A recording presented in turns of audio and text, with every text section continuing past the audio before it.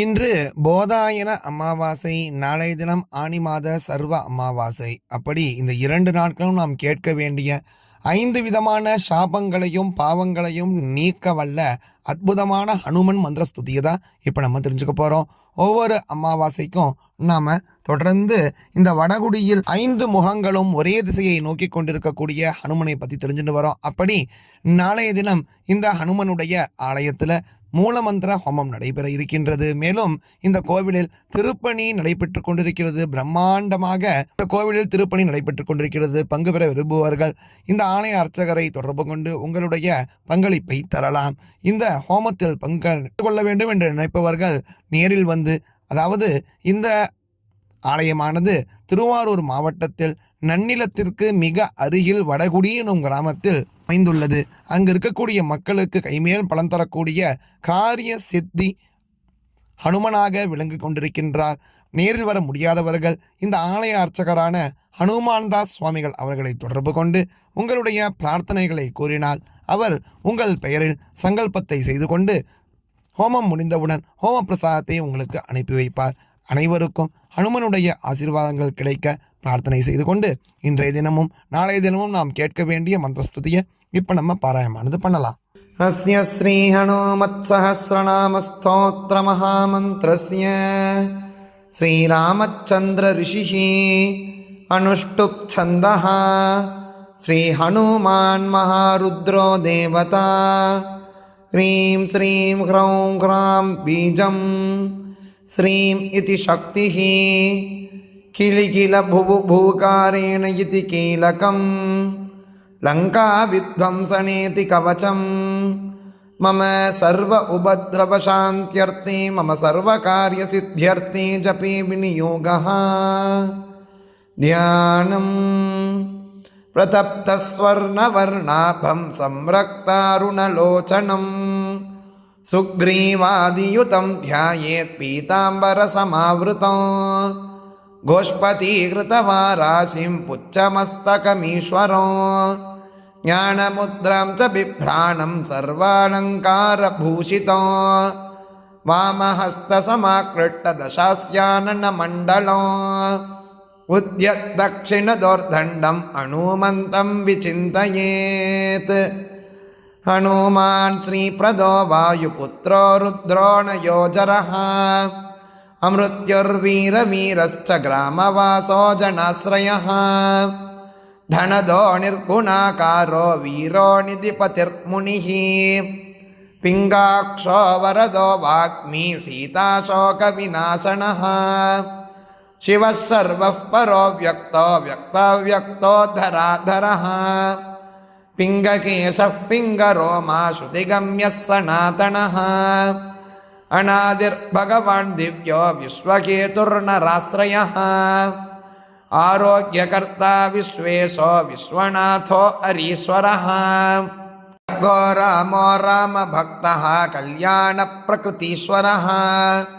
विश्वम्भरो विश्वमूर्तिः विश्वाकारोऽथ विश्वपः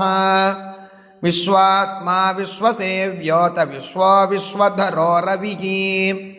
विश्वचेष्टो विश्वगम्यो विश्वध्येयः कलाधरः प्लवङ्गमः कपिश्रेष्ठो ज्येष्ठो वेद्यो वनेचरः बालो वृद्धो युवा तत्त्वं तत्त्वगम्यः सखाह्यजः अञ्जनासूनुरव्यग्रो ग्रामस्यान्तो धराधरः भूर्भुवः स्वर्महर्लोको जनो लोकस्तपोव्ययः सत्यमोङ्कारगम्यश्च प्रणवो व्यापकोमलः शिवधर्मप्रतिष्ठाता रामेष्टः फल्गुणप्रियः गोष्पदीकृतवारीशः पूर्णकामो धरापतिः रक्षोघ्नः पुण्डरीकाक्षः शरणागतवत्सलः जानकी प्राणधाता च रक्षः प्राणापहारकः पूर्णः सत्यः पीतवासा दिवाकरसमप्रभः द्रोणार्ता शक्तिनेता शक्तिराक्षसमारकः अक्षग्नो रामतूदश्च शाकिनी जीविताहरः बुभूकारः तारातिर्गर्वपर्वतमर्दनः हेतुस्त हेतुः प्रांशुश्च विश्वकर्ता जगद्गुरुः जगन्नाथो जगन्नेता जगदीशो जनेश्वरः जगत्सृतो हरिश्रीशो गरुडस्मय भञ्जकः पार्थध्वजो वायुपुत्रः सितपुच्छोमितप्रभुः ब्रह्मपुच्छः परब्रह्मपुच्छो रामेष्टकारकः सुग्रीवादियुतो ज्ञानी वानरो वानरेश्वरः कल्पस्थायी चिरञ्जीवी प्रसन्नश्च सदाशिवः सन्मतिः सद्गतिर्भुक्तिमुक्तिदः कीर्तिदायकः कीर्तिप्रदश्चैव समुद्रश्रीप्रतः शिवः उदतिक्रमणो देवः संसारभयनाशनः वालिबन्धनकृत् विश्वजेता विश्वप्रतिष्ठितः लङ्कारिः कालपुरुषो लङ्केशगृगभञ्जनः भूतावासो वासुदेवो वसुस्त्रिभुवनेश्वरः श्रीरामरूपकृष्णस्तु लङ्काप्रासादभञ्जनः कृष्णस्तु दशान्तः शान्तिदो विश्वभावनः विश्वभोक्ता तमारत्नो ब्रह्मचारी जितेन्द्रियः ऊर्ध्वगोलाङ्गुलीमाली लाङ्गूलाहत राक्षसः समीरतनुजो वीरो वीरमारो जयप्रदः जगन्मङ्गलदः पुण्यश्रवणकीर्तनः पुण्यकीर्तिः पुण्यगीतिः जगत्पावनपावनः देवेशोऽमितरो मातरामभक्तविधायकः ध्याताध्येयो जगत्साक्षी चेता चैतन्यविग्रहः ज्ञानदः प्राणो जगत्प्राणसमीरणः विभीषणप्रियः शूरः पिप्पलाश्रयसिद्धितः सिद्धः सिद्धाश्रयः कालः कालभक्षकपूजितः लङ्केशनिधनस्थायी लङ्कादाहक ईश्वरः चन्द्रसूर्याग्निनेत्रश्च कालाग्निः प्रलयान्तकः कपिलः कपिशः पुण्यरातिर्द्वादशराशिकः सर्वाश्रयो प्रमेयात्मा रेवत्यादिनिवारकः लक्ष्मणप्राणधाता च सीताजीवनहेतुकः रामध्यायी कृषिकेशो विष्णुभक्तो जटीबली देवारिदर्पगा होता धाता कर्ता जगत्प्रभुः नगरग्रामपालश्च शुद्धो बुद्धो निरन्तरः निरञ्जनो निर्विकल्पो गुणातीतो भयङ्करः हनुमान् चतुराराध्यस्तपःसाध्यो मगेश्वरः जानकी गणशोकोत्थतापहर्ता पराशरः वाङ्मयः सदसद्रूपः कारणं प्रकृतेः परः भाग्यदो निर्मलो नेता पुच्छलङ्काविदाहकः पुच्छबद्धो यातु धानरिपुश्रियः छायापहारी भूतेशो लोकेशः सद्गतिप्रदः प्लवङ्गमेश्वर क्रोधः क्रोधसंरक्तलोचनः क्रोधहर्ता तापहर्ता भक्ता भयवरप्रदः भक्तानुकम्पी विश्वेशः पुरुहूतः पुरन्दरः अग्निर्विभावसुर्भास्वान् यमो निर्वृतिरेव च वरुणो वायुगतिमान् वायुः कुबेर ईश्वरः रविश्चन्द्रः कुजः सौम्यो गुरुः काव्यः शनैश्चरः राहुकेतुर्मरुद्धाता धाता अर्ता समीरजः मशकीकृतनिवारिगी दैत्यारिमधुसूदनः कामः कपिः कामपालः कपिलो विश्वजीवनः भागीरथीपदाम्बोजः सेतुबन्धविशारदः स्वागास्वदा अविकव्यं सव्यवागप्रकाशकः स्वप्रकाशो मगावीरो मधुरोमितविक्रमः उड्डीनोड्डीनगतिमान् सद्गतिः पुरुषोत्तमः जगदात्मा जगद्योनिः जगदन्तो ह्यनन्तरः विपाप्मा निष्कलङ्कोतमगात्कदगङ्कृतिः खम्बायुः पृथिवी चापो वह्निर्दिक्काल एकलः क्षेत्रज्ञः क्षेत्रपालश्च पल्वलीकृतसागरः हिरण्मयः पुराणश्च केचरो भूचरो मनुः हिरण्यगर्भः सूत्रात्मा राजराजो विशाम्पतिः वेदान्तवेद्य उद्गीतो वेदाङ्गो वेदपारगः प्रतिग्रामस्थितः सद्यः स्फूर्तिदाता गुणाकरः नक्षत्रमाली भूतात्मा सुरभिः कल्पपादपः चिन्तामणिर्गुणनिधिः प्रजाद्वारमनुत्तमः पुण्यश्लोकः पुरारातिः मतिमान् शर्वरीपतिः किल्किलारवसन्त्रस्त भूतप्रेतपिशाचकः ऋणत्रयहरः सूक्ष्मः स्थूलः सर्वगतिः पुमान् अपस्मार अरस्मर्ता श्रुतिर्घाता स्मृतिर्मनुः स्वर्गद्वारं प्रजाद्वारं मोक्षद्वारं यतीश्वरः नादरूपं परं ब्रह्म ब्रह्म ब्रह्म पुनातनः एकोनेको जनः शुक्लः स्वयं ज्योतिरनाकुलः ज्योतिर्ज्योतिरनादिश्च सात्विको राजसस्तमः तमोहर्ता निरालम्भो निराकारो गुणाकरः गुणाश्रयो गुणमयो बृहत्कायो बृहत्यशाग बृहद्धनुर्बृहत्पादो बृहन्मूर्धा बृहत्स्वनः बृहत्कर्णो बृहन्नासो बृहद्भागुर्बृहत्तनुः बृहद्गलो बृहत्कायो बृहत्पुच्छो बृहत्करः बृहद्गतिर्बृहत्सेवो बृहल्लोकफलप्रदः बृहद्भक्तिर्बृहत्काञ्छा फलतो बृहदीश्वरः बृहल्लोकनुतोद्रष्टा विद्याधाता जगद्गुरुः देवाचार्यः सत्यवादी ब्रह्मवादी कलाधरः सप्तपातालगामी च मलयाचलसंश्रयः उत्तराच स्थितः श्रीशो दिव्यौषधिवशः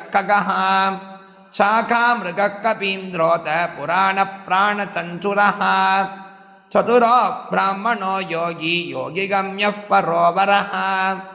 अनादिनिधनो व्यासो वैकुण्ठपृथिवीपतिः अपराजितो जितारातिः सदानन्दद ईशिता गोपालो गोपतिर्योद्धा कलिस्पालपरात्परः मनोवेगी सदा योगी संसारभयनाशनः तत्त्वदाता तत्त्वज्ञस्तत्त्वं तत्त्वप्रकाशकः शुद्धो बुद्धो नित्ययुक्तो भक्ताकारो जगत्रतः प्रलयोऽमितमायश्च मायातीतो विमत्सरः मायानिर्जितरक्षाश्च मायानिर्मितविष्टपः मायाश्रयश्च निर्लेपो मायानिर्वर्तकः सुखी सुखं सुखप्रदो नागो महेशकृतसंस्तवः महेश्वरः सत्यसन्धः शरभः कलिपावनः रसो रसज्ञः सन्मानो रूपं चक्षुश्रुतिरवः घ्राणं गन्धस्पर्शनं च स्पर्शो हिङ्कारमानगः नेदि नेदि दिगम्यश्च वैकुण्ठभजनप्रियः गिरिशो गिरिजाकान्तो दुर्वासा कविरङ्गिराग भृगुर्वसिष्ठश्च वनो नारदस्तुम्बुरुरः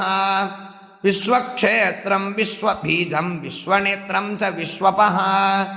याजको यजमानश्च पावकः पितरस्तथा श्रद्धा बुद्धिक्षमात्तन्त्रा मन्त्रो मन्त्रयितासुरः राजेन्द्रो भूपतिरूढो माली संसारसारथिः नित्यः सम्पूर्णकामश्च भक्तकामदुःखोत्तमः गणपः केशवो भ्राता पिता माता मारुतिः सहस्रमूर्धा सहस्रास्यः सहस्राक्षः सहस्रपात् कामजित् कामदगणः कामः काम्यफलप्रदः मुद्रोपहारी रक्षोघ्नः क्षितिभार अरोबलः नखद्रष्टायुधो विष्णुभक्तो भक्ताभयप्रदः दर्पः दर्पदोत्तंश्राशतमूर्तिरमूर्तिमान् महानिधिर्मगा भोगो महाभर्गो महद्दितः महाकारो मघायोगी महातेजा मघाद्युतिः महाकर्मा मगानादो महामन्त्रो मगामतिः महाशमो मगोद्धारो महादेवात्मको विभुः रुद्रकर्मा क्रूरकर्मा रत्ननाभकृताकमः अम्बोधिलङ्घनसिद्धः सत्यधर्मा प्रमोदनः चिदामित्रो जयः सोमो विजयो वायुवाहनः जीवो दाता सहस्रांशुगो मुकुंदो भूरि दक्षिणः सिद्धार्थसिद्धिदसिद्धः सङ्कल्पसिद्धिहेतुकः सप्तपातालचरणः सप्तर्षिगणवन्दितः सप्ताब्धिलङ्कनो वीरः सप्तद्वीपोरुमण्डलः सप्ताङ्गराज्यसुखदः सप्तमातृनिसेवितः सप्तलोकैकमकुटः सप्तहोत्रस्वराश्रयः सप्तसामोपगीतश्च सप्तपातालसंश्रयः सप्तश्चन्दोनिधिः सप्तश्चन्दः सप्तजनाश्रयः मेधादकीर्तिदः शोकहारी दौर्भाग्यनाशनः सर्ववश्यकरो गर्भदोषः पुत्रपौत्रदः प्रतिवादिमुखस्तम्भो रुष्टुचित्तप्रसाधनः पराभिचारशमनो दुःखः बन्धमोक्षदः नवद्वारपुराधारो नवद्वारनिकेतनः नरनारायणस्तुत्यो नवनाथमहेश्वरः मेखलीकवची खड्गी भ्राजिष्णुसारथिः बहुयोजनविस्तीर्णपुच्छः पुच्छ अतासुरः दुष्टहन्ता नियमिता पिशाचक्रगशातनः बालग्रगविनाशी च धर्मनेता कृपाकरः उग्रकृत्यश्चक्रवेग उग्रनेत्रः शतक्रतुः शतमन्युस्तुतस्तुत्यः स्तुतिस्तोतामखाबलः समग्रगुणशाली च व्यघ्रो रक्षो विनाशनः रक्षोऽग्निधावो ब्रह्मेशः श्रीधरो भक्तवत्सलः मेघनाथो मेघरूपो मेघवृष्टिनिवारणः मेघजीवनहेतुश्च मेघश्यामपरान्तकः समीरतनयोद्धाता तत्त्वविद्याविशारदः अमोघोऽमोघवृष्टिश्चाद्भीष्टदो निष्टनाशनः अर्थोऽनर्थापहारी च समर्थो रामसेवकः अर्थिदन्योऽसुरारातिः पुण्डरीकाक्ष आत्मभूः संकर्षणो विशुद्धात्मा विद्याराशिः सुरेश्वरः अचलोद्धारको नित्यः सेतुकृद्रामसारथिः आनन्दः परमानन्दो मत्स्यकूर्मो निधिशयः परागो नारसिंहश्च वामनो जमदग्निजः रामकृष्णः शिवो बुद्धः कल्की रामाश्रयो अरिः नंदी भृंगी च चंडी च गणेशो गणसेवितः कर्माध्यक्षः सुरा रामो विश्रामो जगतीपतिः जगन्नाथः कपीशश्च सर्वावासः सदाश्रयः सुग्रीवादिस्तुतो धान्तः सर्वकर्माप्लवङ्गमः नखधारितरक्षश्च नखयुद्धविशारदः कुशलः सुदनः शेषो वासुकिस्तक्षकस्तथा स्वर्णवर्णो बलाढ्यश्च पुरुजेता गणाशनः कैवल्यदीपकैवल्यो गरुडः पण्णको गुरुः क्लीक्लीरावहता राति गर्भपर्वतभेदनः वज्राङ्गो वज्रवक्त्रश्च भक्तवज्रनिवारकः नखायुधो मणिग्रीवो ज्वालामाली च भास्करः प्रौढप्रतापस्तपनो भक्ततापनिवारकः शरणं जीवनं भोक्ता नानाचेष्टोत चञ्चलः स्वस्थस्वस्वाद्यः दुःखसाधनः पवनात्मजः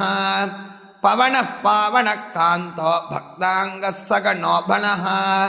मेघनादरिपुर्मेघनादसंहृतराक्षसः क्षरोक्षरो विनीतात्मा वानरेशः सदाङ्गतिः श्रीकण्ठः शितिकण्ठश्च सहायः सहनायकः अस्तूलस्तनुर्भुर्गो देवः संस्तुतिनाशनः अध्यात्मविद्यासारश्चाप्यध्यात्मकुशलः सुधीः अकल्मषः सत्यकेतुको सत्यदः सत्यगोचरः सत्यगर्भः सत्यरूपः सत्यः सत्यपराक्रमः